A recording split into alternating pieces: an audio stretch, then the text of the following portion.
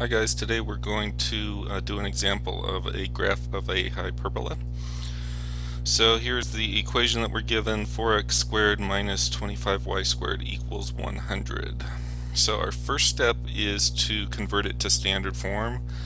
We always want the number on the right side of the equal sign to be 1. So in this case we're going to divide both sides by 100.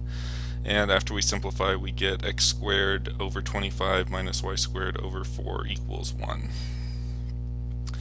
So our next step is to figure out the transverse axis and the vertices.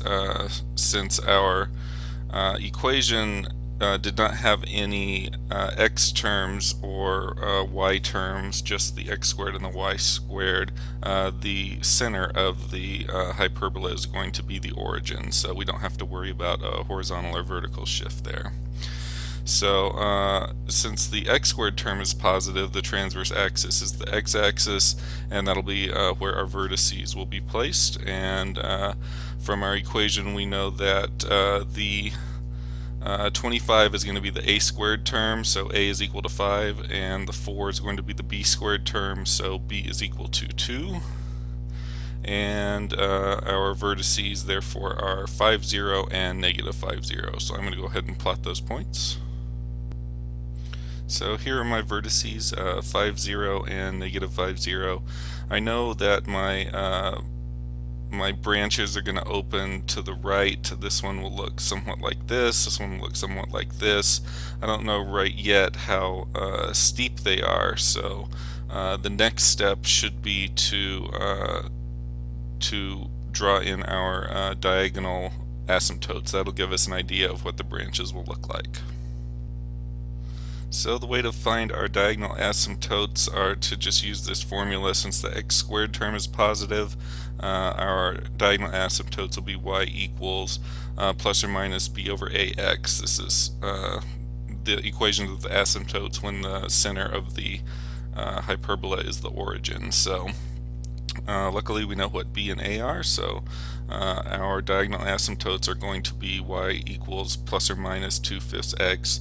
So y equals 2/5 x is just the line that goes through the origin with slope 2/5, and y equals negative 2/5 x is the line that goes through the origin with slope negative 2/5. So let's go ahead and draw those two lines. Remember, these are asymptotes, so they are drawn in dotted lines because the asymptotes are not actually part of the graph.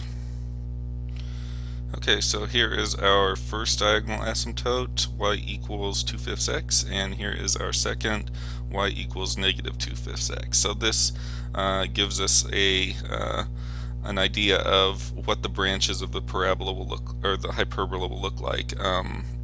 It's tempting to think that each side is a parabola, since we've been used to working with those, but they aren't quite parabolas. These branches do, as they expand out away from the vertices, they do get closer and closer to these asymptotes. So the more we zoom out and look how the curve behaves away from the vertices, the closer the branches will approach these asymptotes later. So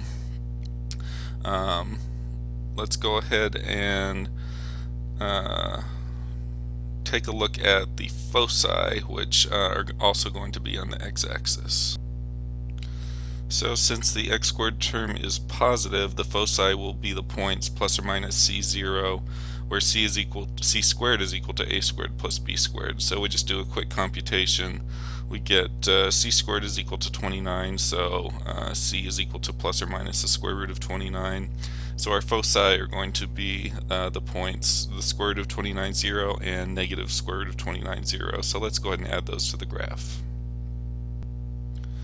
So in this case, here are our foci, square root of 29, 0, and negative square root of 29, 0. So those are the purple dots.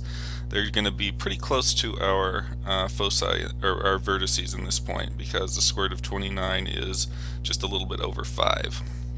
Alright, so we're ready to go ahead and draw our curves. They're going to go through the vertices and approach the vertical asymptotes. So our graph should look like this. And Again, these do look like parabolas when you only see the part of the graph that are near our vertices, but as we zoom out, we can see that the branches of the hyperbola do get more linear and closer to those asymptotes as we zoom out, and eventually they do look like lines. So that's it for today. The picture here is probably what you are going to be drawing on a piece of graph paper, just the close-up of the hyperbola. So this is what we're looking at.